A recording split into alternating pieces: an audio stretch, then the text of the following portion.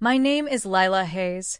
For most of my life, that name felt like a simple, unassuming thing, like a well-worn book on a familiar shelf. I grew up in Oak Haven, a city of wide, tree-lined boulevards and old brick buildings that held the quiet dignity of a place that had seen generations come and go. My father, a man who found more truth in the hushed aisles of the public library than anywhere else, taught me to love the quiet rhythm of a life built on small, meaningful things. My mother, a watercolor artist, taught me to see the beauty in shadows and the grace in imperfection. I suppose I was a product of their gentle philosophies, a young woman who believed in the steady, unfolding promise of a life lived with kindness and intention. 5 years ago, I was a medical resident, my days a whirlwind of study and long hours, but my future felt as bright and certain as a summer sunrise. That certainty had a name, Mark. We had met in college, a chance encounter in a crowded lecture hall that felt, even then, like fate. He was brilliant, driven, with a restless energy that seemed to magnetize the world around him. He saw potential where others saw problems, and his dreams were as vast as the sky. He was building a tech company, Innovatech Solutions, from the ground up, and his ambition was intoxicating. But it was his gentler side that I fell in love with, the way he'd listen for hours as I talked about my patients, the way his hand would find mine in a dark movie theater, a silent reassurance that we were in this together. We were planning a future woven from the threads of our shared dreams, a home with a sprawling garden, children with his quick smile and my thoughtful eyes, a life of purpose and partnership. 5 years ago, we were sitting on a bench in Oak Haven's Central Park, the late afternoon sun casting a golden haze over the manicured lawns. The air was thick with the scent of roses from the nearby gardens, and the sound of children's laughter drifted on the breeze.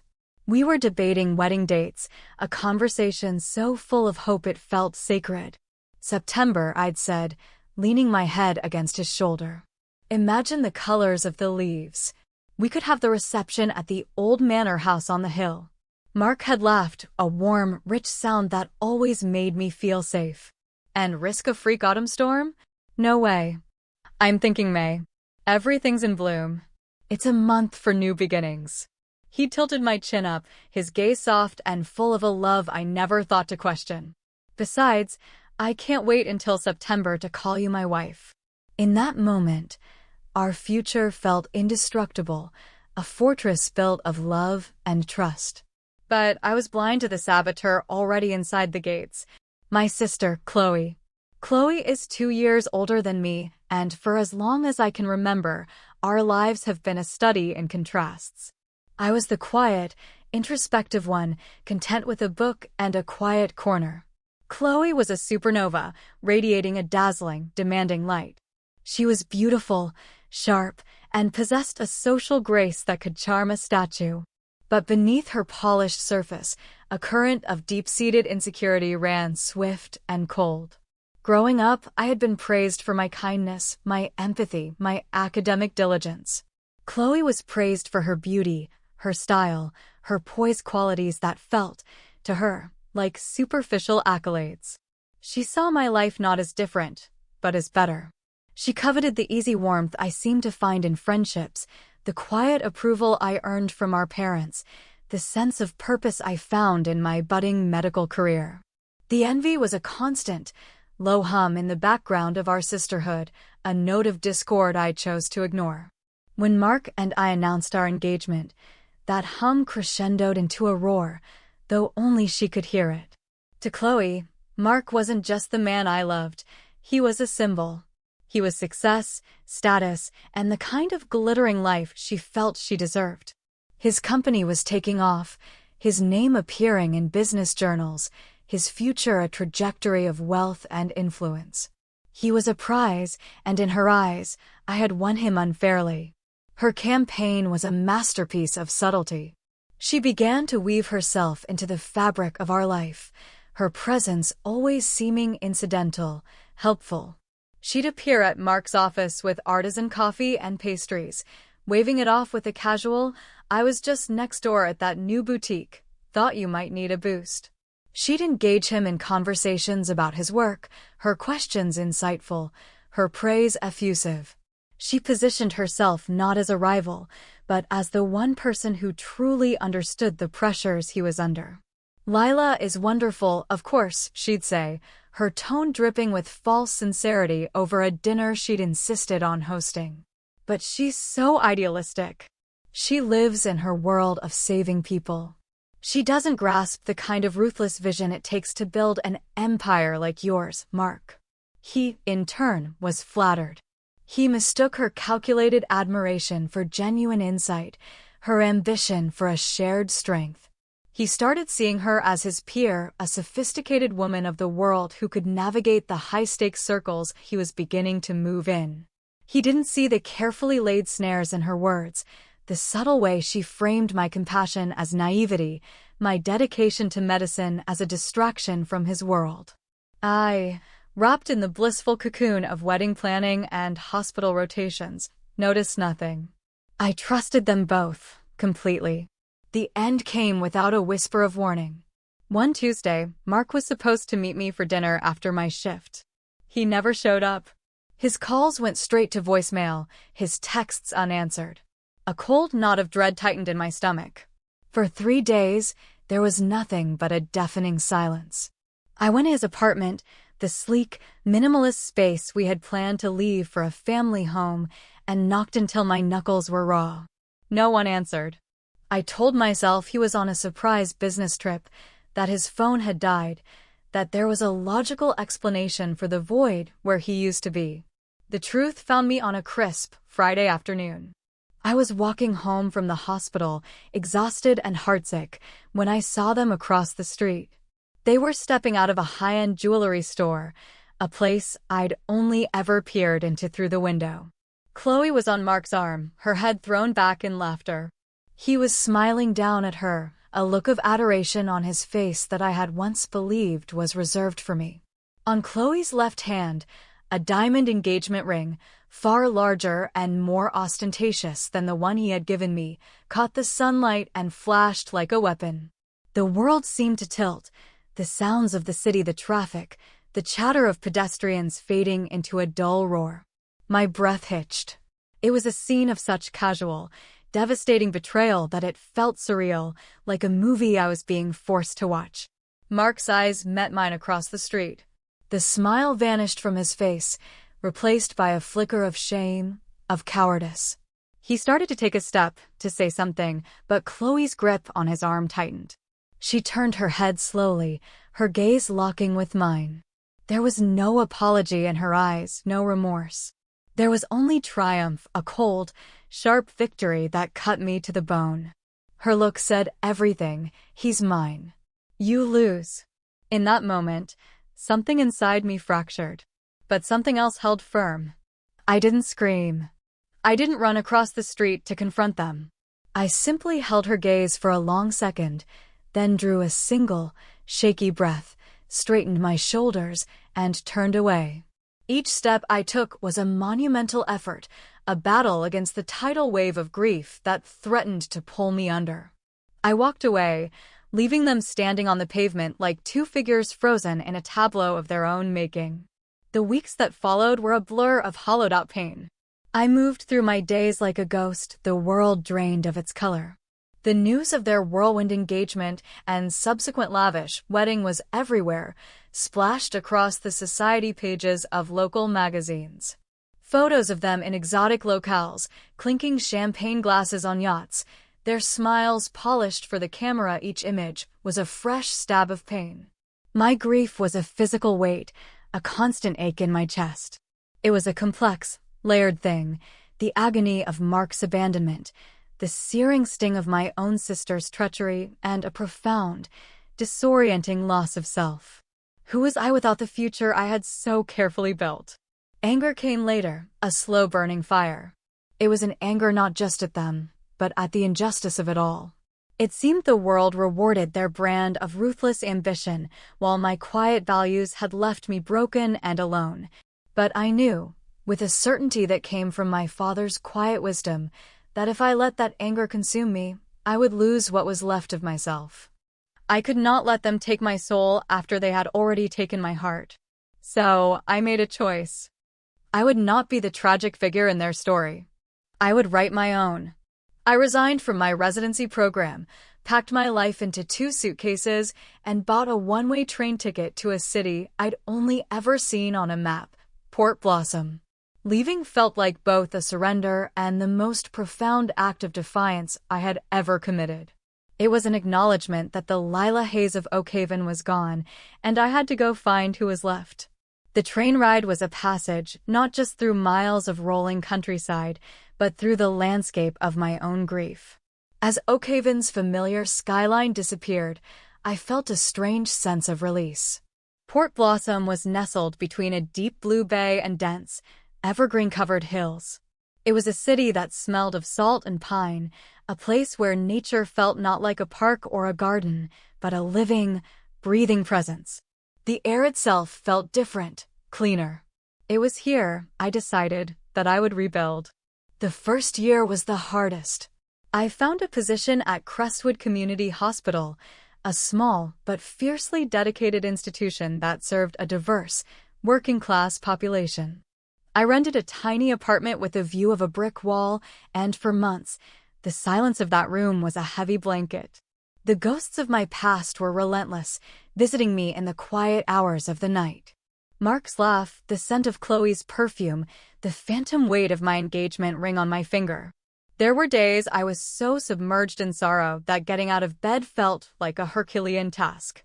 I questioned my decision, wondered if I'd been a coward to run. But the hospital became my sanctuary and my salvation.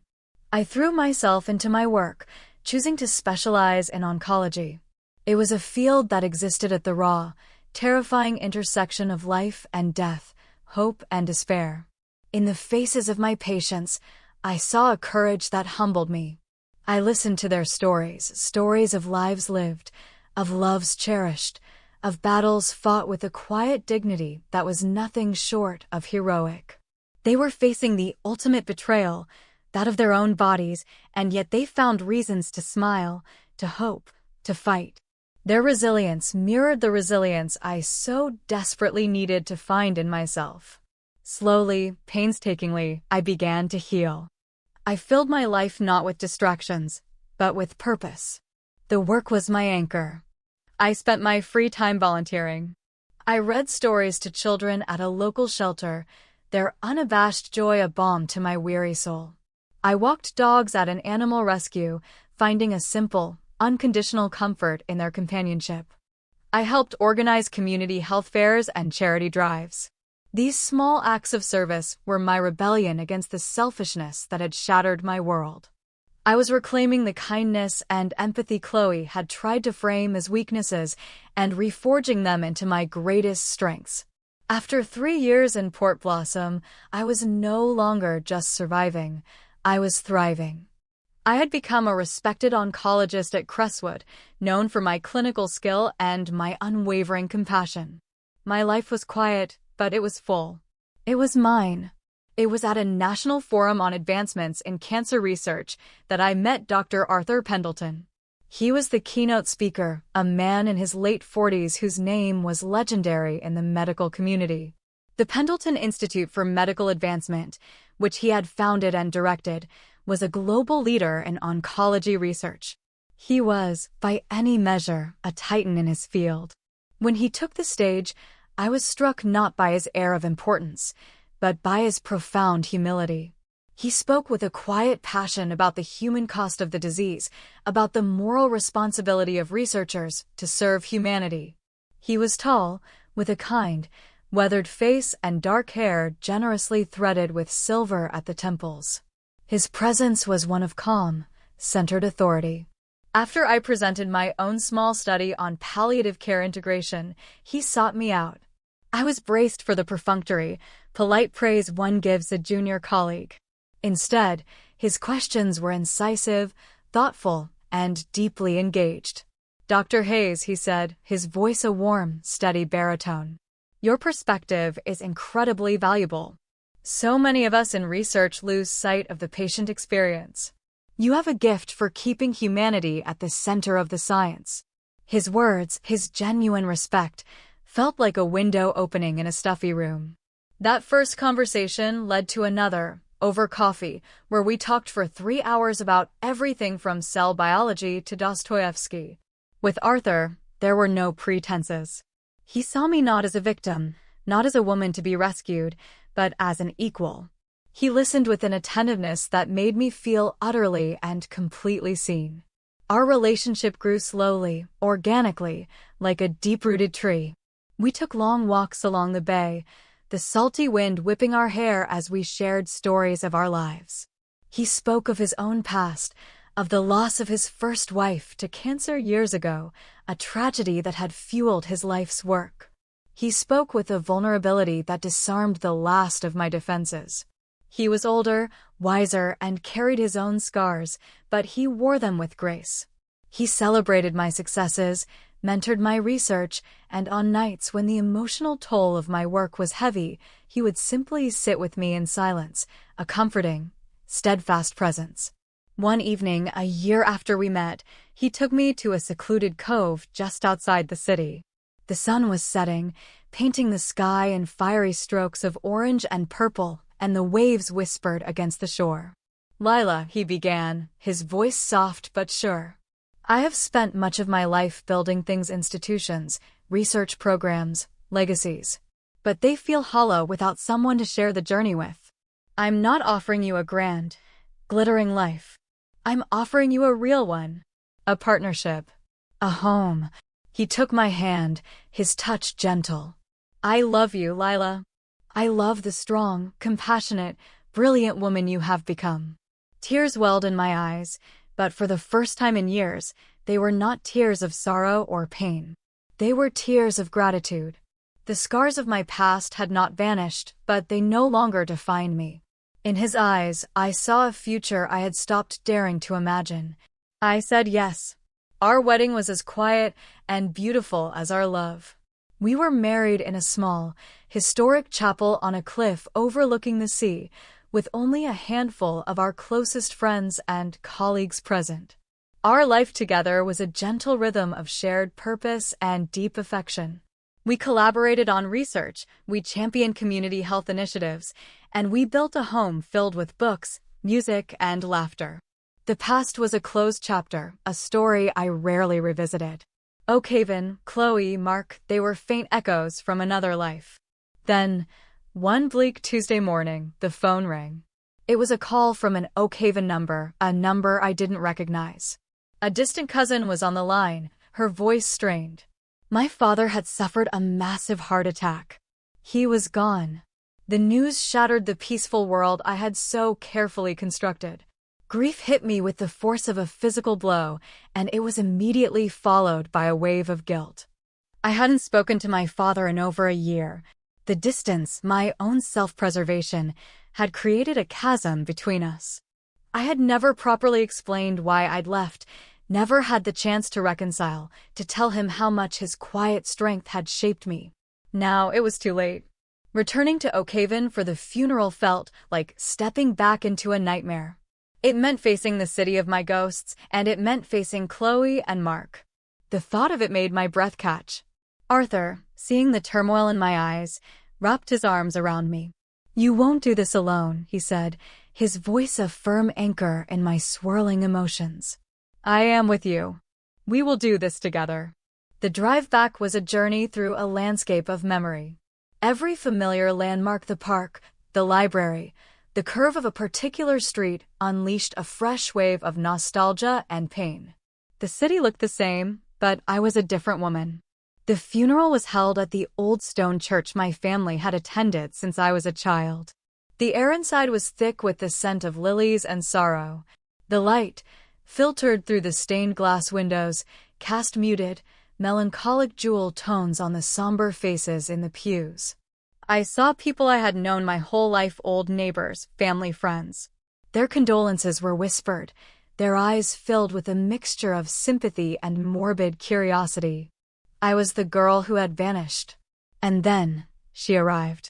Chloe made her entrance not like a grieving daughter, but like a starlet on a red carpet.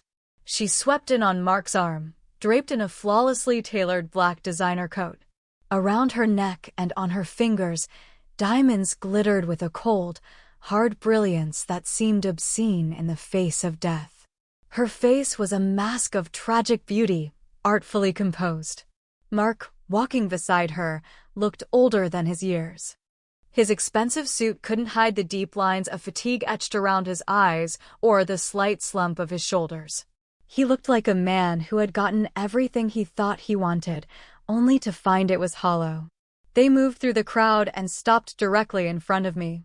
Chloe's eyes raked over my simple black dress, my lack of jewelry, my quiet composure. A small, cruel smile touched her lips. "Lila," she purred, her voice low and carrying. "Poor you. It's been 5 years, and you're still, well, you're still you. Still all alone, I see." She gestured vaguely around at the opulent life she wore on her body. "While I'm bathed in luxury. Mark gives me everything a woman could ever dream of." She leaned into him, a possessive, theatrical gesture. The words were designed to be daggers, to find the old wounds and twist. And, for a fleeting second, I felt the phantom sting. But then I looked at her, truly looked at her, and I felt not anger, but a profound pity. Her happiness was a performance, her wealth a shield. She was as trapped as ever. I met her gaze, and my voice, when I spoke, was calm and clear. "I'm sorry you feel the need to say that, Chloe. Especially today." I took a small breath, feeling the solid, reassuring presence of my own hard-won peace. "Happiness isn't something you wear. It's something you are." I paused, letting the words settle in the space between us. "Now, if you'll excuse me, I'd like to introduce you to my husband." On cue, as if he had sensed the exact moment I needed him, Arthur stepped through the heavy oak doors of the church. He had been parking the car, and his entrance was quiet, unassuming, yet the entire atmosphere in the nave shifted. Whispers rippled through the pews. "Is that? It's Dr. Pendleton." His name was recognized. His work, his philanthropy, his reputation preceded him. He was not just a wealthy man, he was a great one, a man whose success was measured in lives saved and futures restored. Chloe's perfectly made-up face went slack with shock. The color drained from her cheeks, leaving her looking brittle and small. Her smirk dissolved, replaced by wide-eyed disbelief. Mark went pale, a muscle twitching in his jaw. He recognized Arthur instantly. 6 months earlier, Innovatech Solutions, teetering on the brink of collapse after a series of failed ventures, had desperately sought a partnership with the Pendleton Institute's biotech investment wing. Arthur, after a thorough review, had personally declined the proposal, citing Mark's reckless business practices and a lack of ethical oversight. The rejection had been the final nail in the coffin of Mark's crumbling empire.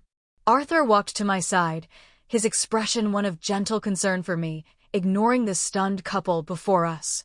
He slid his arm around my waist, a gesture of such innate, loving protection that it said more than any words could. "I'm so sorry for your loss, my love," he murmured, his voice for my ears alone. I leaned into him, drawing from his strength. I looked back at my sister, her glittering facade now completely shattered. Her victory, which she had flaunted for 5 years, had just been rendered meaningless. Arthur then turned, his gaze falling on Mark. He extended a hand, his manner one of impeccable grace. "My deepest condolences on the loss of your father-in-law," he said, his tone polite but firm. The handshake was brief. Mark could barely meet his eyes, the weight of his personal and professional humiliation crushing him. We turned from them and walked toward my father's casket. I knelt, tracing the polished wood with my fingertips, and finally let the tears come. They were tears of pure grief for the good man I had lost, for the years we couldn't get back. I whispered my goodbyes, my regrets, and my love, feeling a sense of closure that had eluded me for so long. When I stood up, I saw Chloe watching me from the shadows, her composure gone, her eyes filled with a dawning panic. She had spent 5 years winning a game she had just realized she was playing all by herself. After the service, as people milled about in the churchyard, I approached them one last time, with Arthur's hand holding mine. "I truly am sorry for your loss, Chloe," I said softly. It was the truth. We had lost the same father. "I hope you find what you're looking for one day. True happiness." She couldn't speak. She just gave a tight, jerky nod, her gaze fixed on the ground. I turned to Mark. "Goodbye, Mark. I hope you find your way." He looked up, and for the first time in 5 years, I saw a flicker of the man I had once loved, a flicker of shame and perhaps of regret. "Thank you, Lila," he said, his voice hoarse. "And I am so sorry." "I know," I said. And I was finally able to let it go. As Arthur and I walked away from the church, a cool breeze rustled the autumn leaves, and it felt like it was sweeping away the last vestiges of my past. The weight I had carried for so long had lifted. The drive back to Port Blossom was quiet, but it was a comfortable, peaceful silence. I was not fleeing this time. I was going home. Months later, I heard through the family grapevine that Chloe and Mark had divorced. His company had gone bankrupt, and she had left Oakhaven, seeking a new stage for her life. I felt a pang of sadness for them, for the brokenness they had created, but their story was no longer entwined with mine. One evening, standing on the balcony of our home, watching the sunset bleed across the water, Arthur came to stand behind me, wrapping his arms around my waist. The sky was a masterpiece of soft pinks and deep purples, the kind of beauty my mother would have loved to paint. "Are you happy, Lila?" he asked softly. I leaned back against his chest, my heart full and calm. I thought of the journey, the fire I had walked through to get here. The person I had become was not forged in spite of my wounds, but because of them. My triumph was not in having a wealthier, more powerful husband. It was not in their downfall or my ascendance. My victory was silent. It was the peace in my own soul, the love that filled my life, and the purpose I found every single day. "Yes," I said, a genuine smile spreading across my face. "I'm very happy." And in the quiet beauty of that moment, I knew I truly was.